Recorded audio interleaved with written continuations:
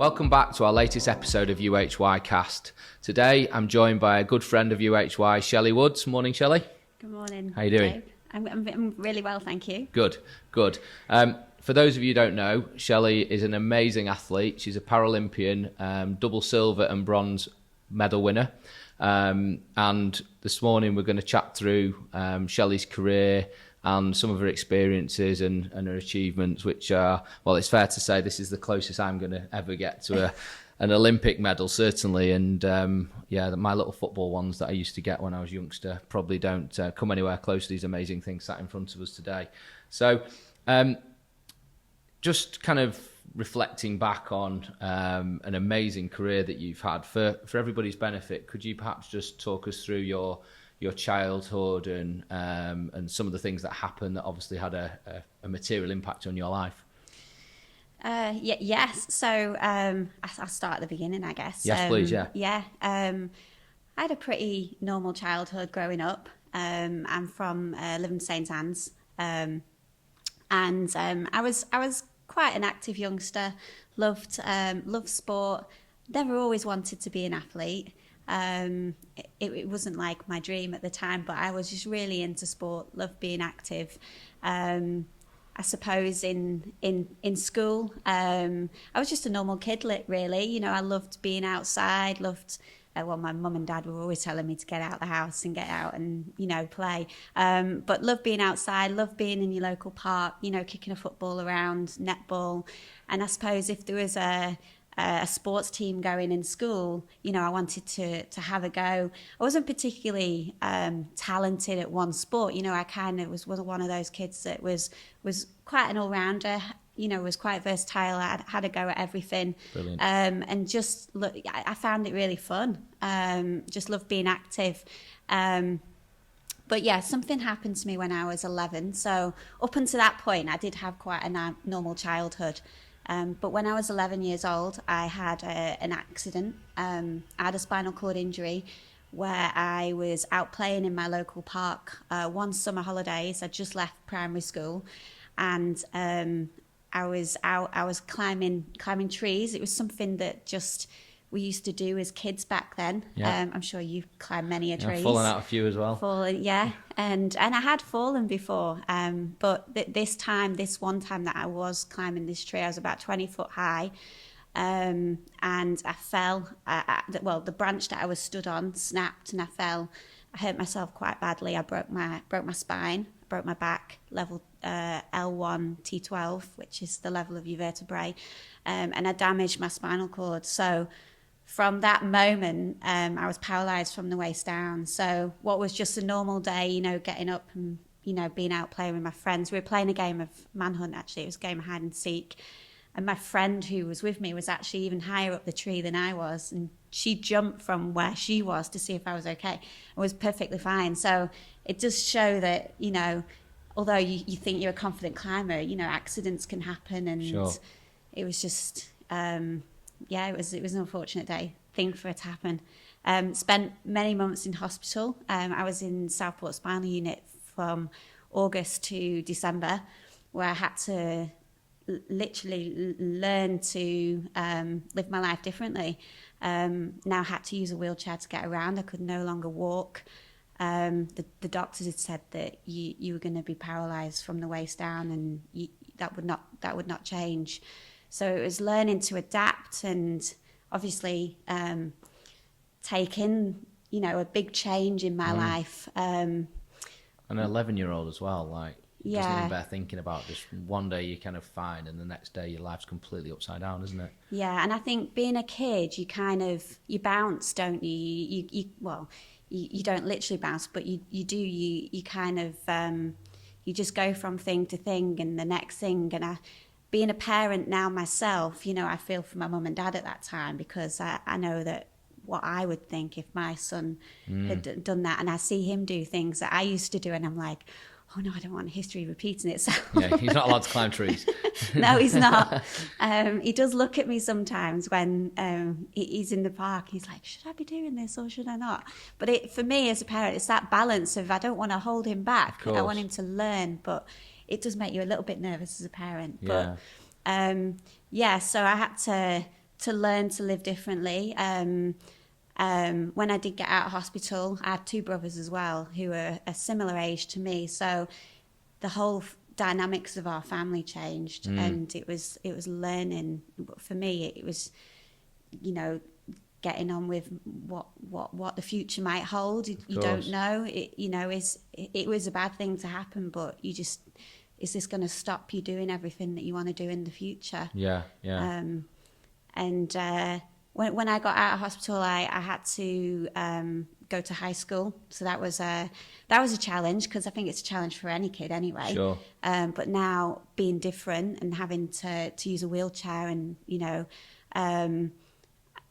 I wasn't sure what that was going to be like. But you know what, it was fine. I had to maybe do a few things different. So I had to leave a little bit earlier when the bell went, just to avoid the rush. But for me, it was really important just to still be me and not be wanting to be treated any differently. Okay, yeah, I now have to do things a little bit differently, but I didn't want that to stop me. I didn't want my wheelchair to define, what I did in my life as well. Sure.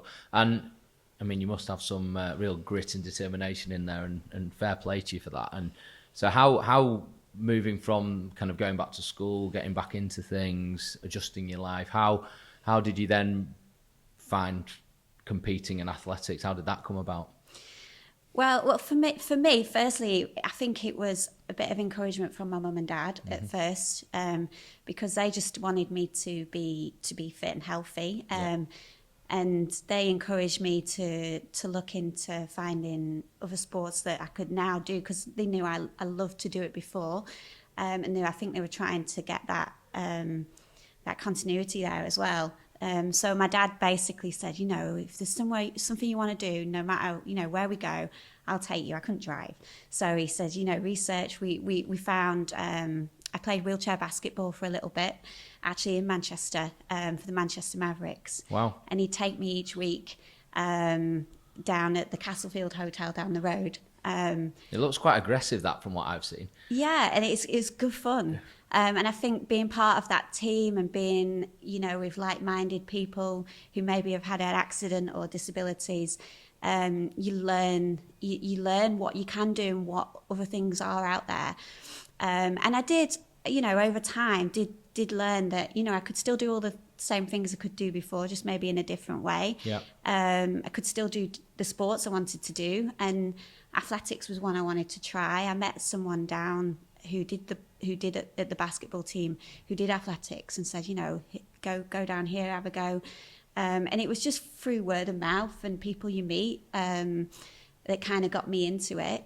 And I'd like to say, fast forward, 10, 12 years, and I was racing at Paralympic Games, and it was as easy as that. It wasn't. There was a lot of, ups and downs, and at first it just turned it out a bit of fun and just keeping fit and healthy. Yeah. But it did, over the years, quickly become a passion, sure. Probably obsession. And how did you, and this is my lazy side coming out here, obviously you're renowned for your long distance racing, which the thought of my arms going round and round and round for that amount of time, having tried it on those machines in the gym, I can last about a minute. How on earth did you get from just kind of going to that racetrack and having a go to actually doing whatever it is, 24 miles or whatever you do? That's some feat. Yeah, like at first just having a go, that was that, and you're encouraged by the coaches that you meet as well, and you're kind of inspired by other athletes that you meet who do it, who take it a lot more seriously than I was at the time. And I did find that as I really got into it, you kind of learn, if you're going to be serious about that sport, you kind of learn whether you're suited more for sprinting or endurance. And I was suited more for an endurance kind of disciplines. Yeah. Not so much at the time. I didn't think, right, I'm going to go and do the marathon, because it is a long way. It's 26 miles. But at first, I started doing the 1,500 meters, the 5,000 meters on the track. And I could see that's where, my strengths lied. Yeah. And I liked it. I enjoyed that. But they did get to a stage when I was probably about 16, 17. I was still playing basketball, doing my studies, that I thought, something changed in my mindset that, I want to take this seriously, and try and, take it as, try and be better. Yeah. And then it was a case of, focusing on those disciplines and doing that. And were you winning a lot of races at that point as well? Were you kind of competitively racing at that time as well? As a junior, I was like at 16, 17 racing against other juniors at that age. Yeah. I was in the country. I wasn't the best, but I was always in the mix. But when I did start to take it, seriously and focus on that completely, I entered the Great North Run one year, which is a half marathon. It's one of my first half marathons, because you have to be 17 to enter that. And there's an age, especially with the marathon, you have to be 18. So once I got to that stage, I was like, right, that's my challenge. I'm going to do that. And I did quite well. Like I beat Dame Tanni Grey-Thompson, who at the time was, a massive icon in our country for Paralympic sport. She'd won loads of medals. So for me, I was like, whoa, I did the maths. I thought, if I really, train and, put some real effort into this, I could be better. And that was the turning point, I think, is beating her and then, showing I could be competitive. Sure. Yeah. And what kind of training goes into preparing yourself for a marathon? Because I've done a half marathon once and I vowed I'd never ever do it again because it nearly broke me. Just give us a feel for what that training regime looks like, how much tireless kind of effort goes into it. Yeah, like behind the scenes, there's a lot of miles that go into training for a marathon, because you have to be able to complete the distance. Yeah. And I think I would go out twice a day, sometimes, and do 2 sessions, to do 2 hours in the morning, 2 hours in an evening. Is this on a track? Yeah, on the track, on the road. So I train on the road as well. If I'm training on the road, I'd usually have a cyclist with me, and most of the time usually it's my husband, Chris. Yeah. So he gets his exercise in as well. I'll tell him he needs to do a bit more.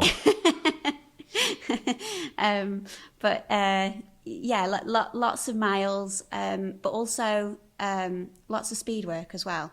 Because in wheelchair racing, it is a little bit different to, say, running a marathon. You don't just go one pace. And for me, it pretty much feels like a sprint for the whole race, because, you have a mixture of athletes who are good at the marathon in wheelchair racing that come up from, say, racing on the track at like 800, 1500 level, and they're able to have their speed. And then you have people who are really good at, say, the marathon level and come down, and you all kind of meet in the middle, and they both can be really good at the marathon, but it's using those strengths. So you have to cover all bases, really. Yeah. So you have to do such a mixture and just make your strengths stronger, make your weaknesses, less weak. For me, speed has always been, the hardest thing for me to work on. So just getting that raw speed. Endurance has been something that naturally I think I'm quite good at. Right. Okay. But also, building your strength in the gym. So we do a lot of gym work, a lot of weights, and just everything that just makes you that best athlete. You've got to work on your tactics, work on your starts, everything. Yeah, no, I can imagine. There's no room for error, is there? Try and when you're leave at that top no level. stone uncovered. Yeah. Absolutely. So 2005 was it when you made your London Marathon debut? Yes, that was my first marathon. I did the London Marathon in 2005. I think I won as well. Yeah. So it was quite a big badge to be put, to have. What an amazing one to do as your first as well. Yeah, it was cool to do. Yeah, really cool. Yeah. And how many months before that were you starting the training for that? Probably took me about a year. Really? To really get to the level but I think also accumulation of all the years, of training before that helped. Yeah. But really, for me, even nowadays, if I'm, setting a goal of saying I want to go and do the London Marathon, I would look to do it a year out and just make sure I'm prepared. Just shows how much hard work goes in, doesn't it? Yeah. You could be ready a lot sooner. Yeah. But it's whether you could keep up with the top. You could complete it, but you always, I don't know, I suppose you have that set those sights on something a bit bigger. Yeah, and I can tell from your personality that you don't do coming second if you can help it. It does happen. Of course, someone's got to, haven't they? But well, winning that as your first marathon race, incredible. So what happened from there then? Because obviously we sit here with these three incredible medals in front of us. How did things kind of move from London through to where we are today? My dream was always to compete at the Paralympic Games, which is, I suppose, the pinnacle of every athlete's career. And for me, Beijing in 2008, so I was 21, was my first realistic opportunity. Trained for years. It probably took from about 17 until about that point, so a good 4 or 5 years to get to that level. And to get selected was the tough thing. And I had never had visions of winning medals at the time. I just wanted to compete, be there with the best and do what I enjoyed. So I made Beijing, and we had to be pushing like in the 95% of the world records and be up there just to get selected. So when I did get selected, I did know that I could be competitive, but I didn't have visions of coming away with anything in my first games. And is that literally you get a phone call saying you've been selected, or how does that work? So it's like a process. You have to post qualifying times. You have to. And you'll have to go to certain meets to get those, because you want to be in the best races to get the best times, especially if you're fighting for selection against other people in your country and someone posts a better time. So you aim to be in the fastest races in the world. So usually Switzerland's a big meet to go to, and that's every summer. Okay. So it was finding the best races, getting against the best people, and posting your times. And then you have, so there's a period. And usually it ends about 2 months before the games, and then they pick the team. Wow. So it was in September, and then they let you know in July. So you have that qualification period. Yeah. And what was that feeling like when you got that nod that you were going? It was really good. Yeah. It was exciting for me. I'd never been to China before. It was probably the furthest place I'd ever been away from home without my parents as well. Yeah. I get to travel a lot as an athlete anyway, but it was just exciting to do it, and just really, really excited. And apprehension as well. Yes, a little bit nervous. Yeah. Because you've kind of achieved your goal, and you're thinking, you're reassessing like, well, what do we do now? Yeah. I suppose the next level is competing and following it through and seeing what you can do. Yeah. I tried not to put too much pressure on myself. Actually, the first race that we actually had in the games was the 5,000 meters, and there was a big crash in the 5,000 meters, and it took out half the field. Oh wow! And I actually won a silver medal in that race. So my first ever Paralympic final, I'd won a silver medal, and couldn't believe it. But at the same time, I was like, is this right? 6 of the 12 girls were on the floor. I'd stayed up. But at the time, if you watch the video back, you're like, well, you just go with what happens. Absolutely. You hope everyone's all right. But you'd won that medal, and they gave it us. They sent us out on the podium, had my silver medal in my hand, and they says, oh no, we're going to change the rules. We want to rerun the race. So you'd actually been on the podium at that point? Yeah, we'd been on the podium, had a medal in my hand. I did think about just jumping on a plane back home, because there was a lot of emotions. I remember ringing my dad back home, because they couldn't come and see, but he was like, what's happened?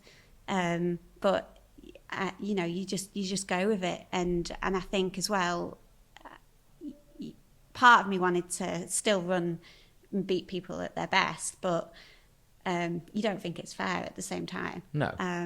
But at the same time, when you've been given it, you don't really want to give it back, do you? Yeah. Do you think that kind of drove you on even more to achieving something at that games? I think definitely a turning point, because I did get better and better each time. It was a bit of a wake up call, actually, because I tried to once you dealt with the situation and realised that, okay, you're either going to rerun the race or you're not. Yeah. And I says, well, I am, because that's what I'm here to do. And you deal with it, logically and rationally. I tried to just try and pick the positives out of it. And I did actually look at the race, the first race I'd done, and actually thought, well, there was a few things that I could have done a lot better. Mm-hmm. I was lagging back towards the back of the pack, and it was actually one of the reasons why I stayed up, because if I'd have been a bit further up near the front, I would have been taken out. Yeah. So I just tried to take the positives from it. And actually in the rerun, I got a medal again. I got a different colour. I got bronze. But I was just so pleased that I could just shut the door on that bit and, move on to the next. Yeah. But I did get better and better in my 1500 metres. I got a silver. So, and that was totally unexpected too. So I don't know, it might have been just a bit of a wake-up call for me. Sure. At the same time. And what's the kind of the time in between the different races? Because I assume you need some kind of rest and recovery. Yeah, it's really busy. Like, you literally get a day. Right. Okay. Sometimes you might have a heat in the morning and a final in the evening. So wow, it's pretty full on. Preparing for that, 7 days, 10 days of you racing is quite an operation. You're working with physios because they want to make sure that you don't get injured and you're in the best shape for your next race. Yeah.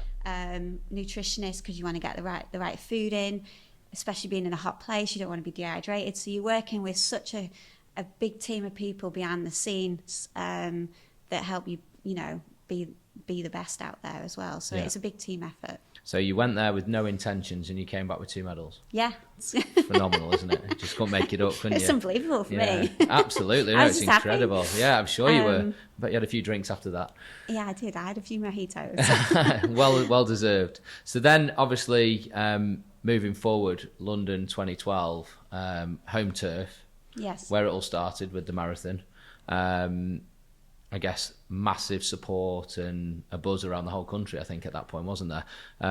Just talk us through kind of some of the experiences and the emotions and obviously the outcome of that. Yeah, 4 years later, I realised the Paralympic and the Olympic Games were going to be in our home country. And for me, I just thought, I can't miss that. Like, no matter what I want to do in my life, I have to do this now. I might never get this opportunity again. So I trained my butt off for the next 4-year period, and everything was about London.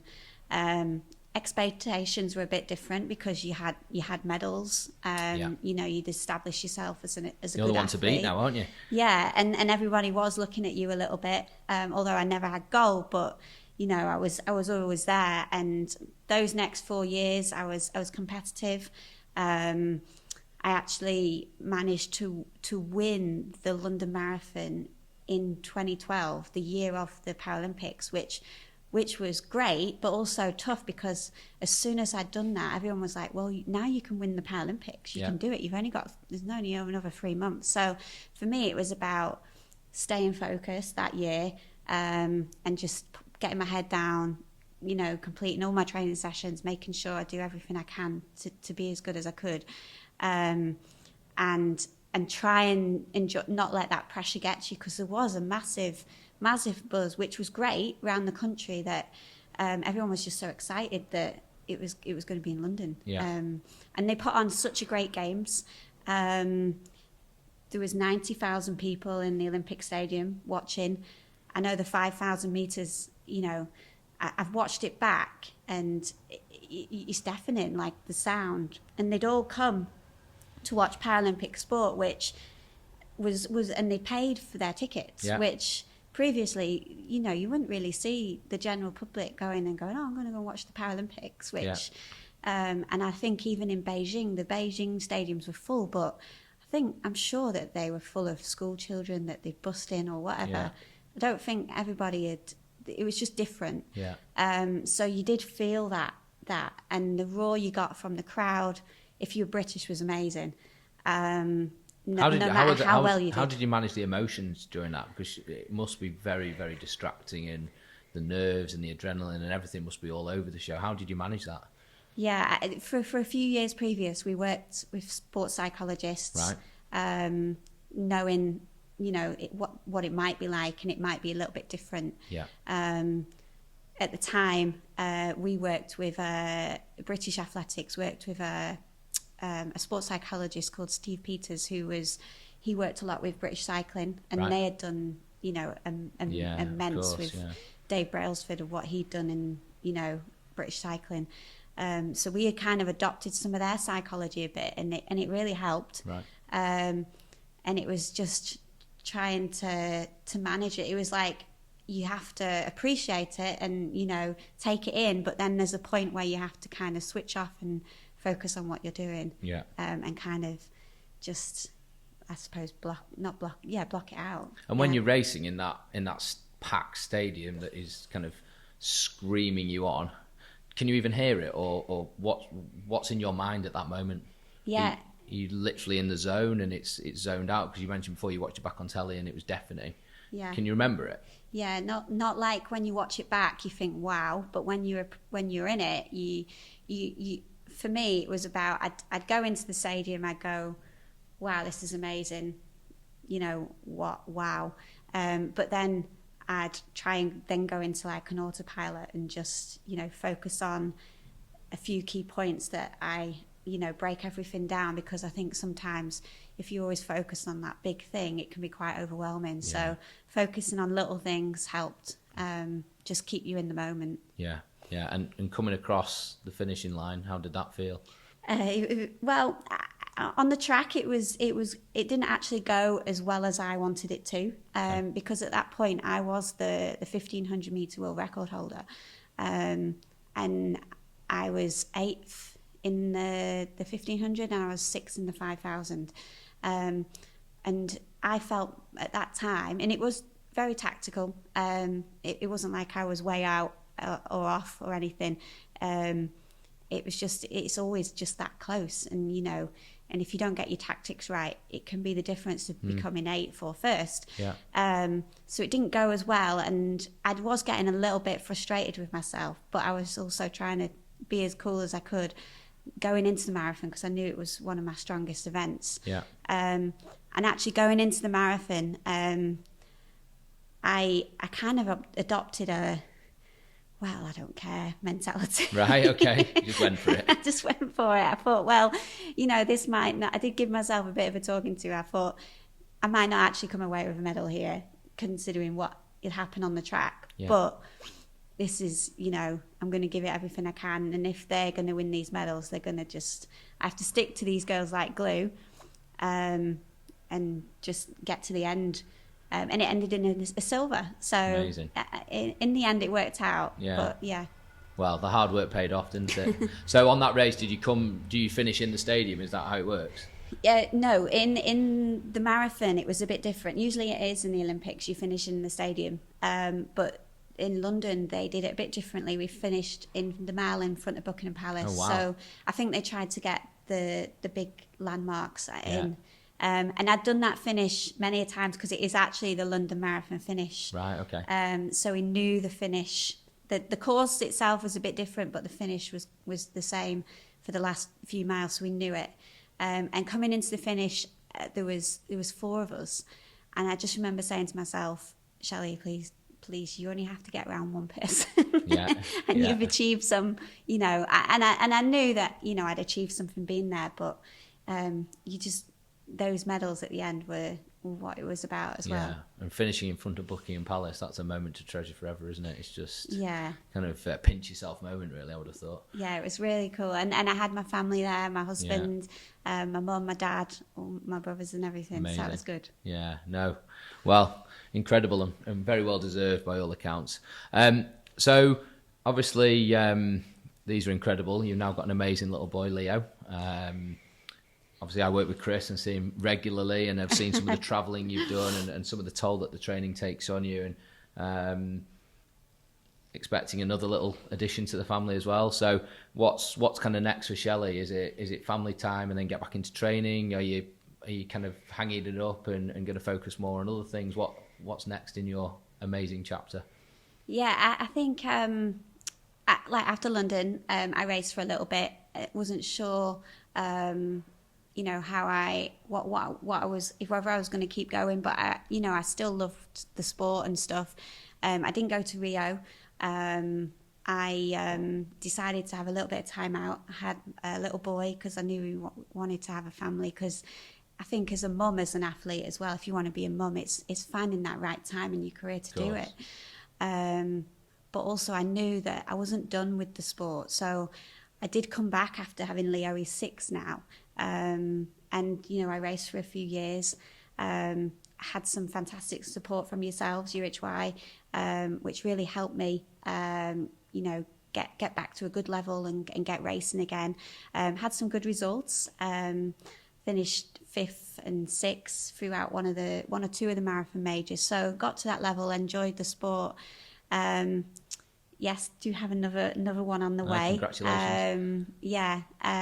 So I'm 27 weeks pregnant, so not too long to go now. I'm due in September, so I'm taking a year out. But I think afterwards, I think we'll just see. I do have the desire to get back there and race. One more Olympics?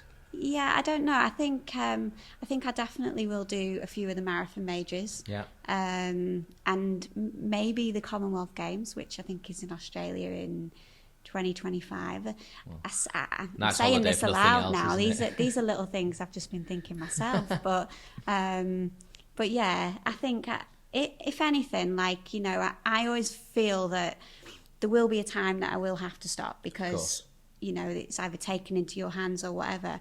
So for me, I see it, well, while you can, why not, keep going? And if you're still achieving what you want to achieve, then, so I think I will get back to it.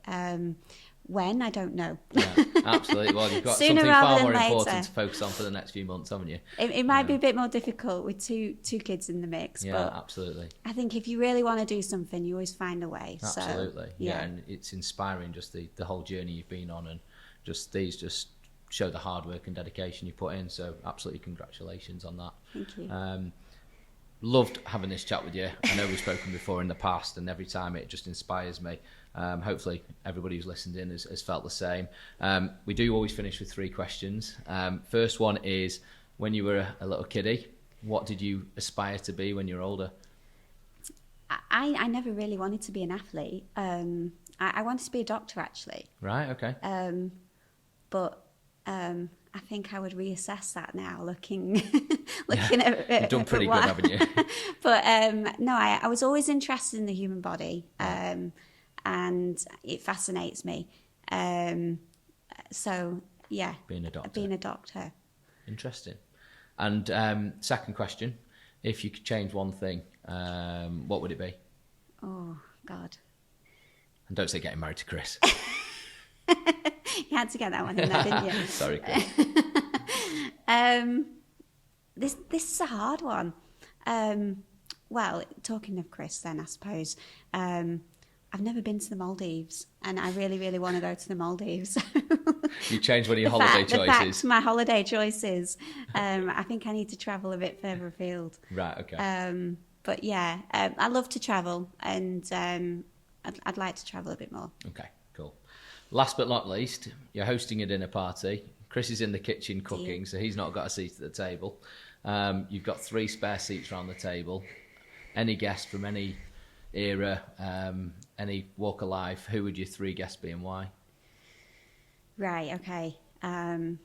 Well, let's start. I think Peter Kay has to be one, because he definitely serves some good entertainment, and he makes me laugh so much. A good Northwest guy as well. Yeah, absolutely. We've got to say David Beckham as well. Okay. I think he's got some stories to tell. And some looks. Yeah. Well, yeah, I suppose. I have met David Beckham once. He's he's lovely. I'm sure he is. But it was just literally a hi. So I would like to have a conversation. Okay. A bit more time with Bex. Yeah, and Beyonce. Beyonce, right? Yeah. Okay. Yeah, she just I think she's just really interesting, and she seems like a very driven woman in everything that she's done. So yeah. Interesting dynamic around that Yeah. table. Be a lot of laughs, that's for sure. Well, Shelley, thank you very much for taking the time out to come on. I've thoroughly enjoyed it. I'm sure everybody who's listened or joined online has enjoyed it too. Wish you absolutely all the best with the new family member on its way.